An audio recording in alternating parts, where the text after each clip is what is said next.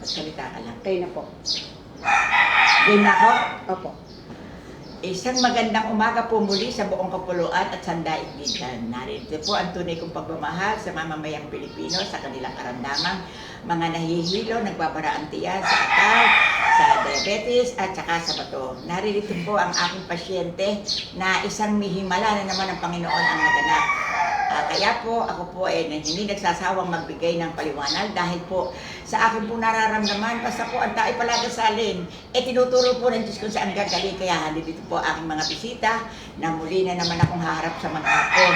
Kahit po ako nagugutom-gutom, nauuhaw, tira po ako ng tira at sinasamantala po yung magandang pagkakataon. Naririto po ang aking pasyente na ikaw muna magpaliwanag dahil ikaw asawa. Taga saan ka? Tayo. Ako po si Juan Ibarion, taga San Fernando, Pampanga po. Kami po ay napunta dito sa kay mother pa rin dahil po sa karamdaman ng aking asawa. Halos 2 years na po yan na dinadamdam sa kanyang sakit po. Yung sakit niya po, ang hirap niya minsan makahinga at ang hilo niya po sobra. Halos 2 years na rin po yun, di nawawala yung hilo. Pupunta po kami ng doktor, inom naman ng gamot, namawala, tapos babalik naman po yung hilo niya.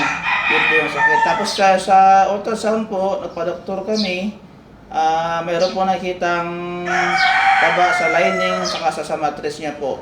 Sa atay. Saka sa atay po, mayroon taba. Ano Yun nangyari? po. Taas mo yung dumi.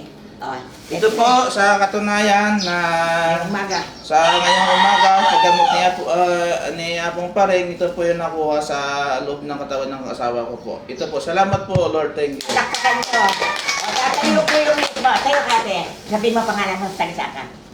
Ako si Maricel, taga San Fernando, Pampanga. Nagpasalamat ako ngayon. Nandito ako kay Mother Paring na pinagaling niya ako sa sakit ko sa 2 years na nararamdaman ko.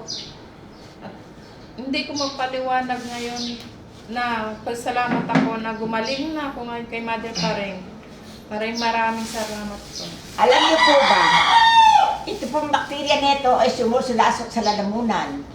Umaapaw dito. Ngayon ko po nabisto, ha? Tabi-tabi kung sakali man po na ipinatalop sa akin mga nakagalingan.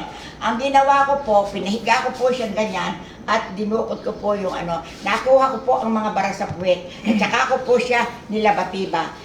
4 po ang barado sa kanyang tiyan. Lalo-lalo dito po nagbara dahil ito po left na ito po ang bahay tae kumbaga sa kalabaw. Naririto po lahat. Ngayon ang akin pong paliwanag sa mga tao, ganito po, huwag niyo pababayaan. Kasi po itong butas na ito, pag umikot po yan, bulolobo na po yun, mamanasin na kayo, mahirap na, sarado na dahil aapaw dito. Kaya po kinakailangan na andasan ninyo.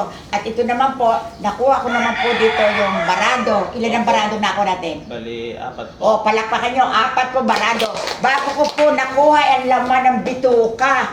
Kaya po, huwag na po kayo magsalita na ngayon po, kapag po itong ginawa natin ito, hindi po kayo madadialysis. Dahil po, ang dialysis po, walang katapusan. Kaya po magdasal kayo. Inaahon ko lang po ang mga tao. Yung po sa atay, yung po sa colon, yung po sa prostate. Puro po bakterya. Maraming po salamat. Ano masasabi mo kay Mother pa rin ngayon? Maraming salamat, Mother Paring. Bakit? Gumaling ako ngayon. Wala nang hilo yung... Wala pa kayo, wala nang hilo, walang imposible. Salamat sa Panginoon. Magandang umaga sa lahat ng nagpapalo up. Huwag kayong bibitiw. Mahal ko kayong lahat. Lahat tayo may karamdaman, may problema. Wala lang siraan. Bye! Thank you po, Mother Paring. Mother Paring. Makaka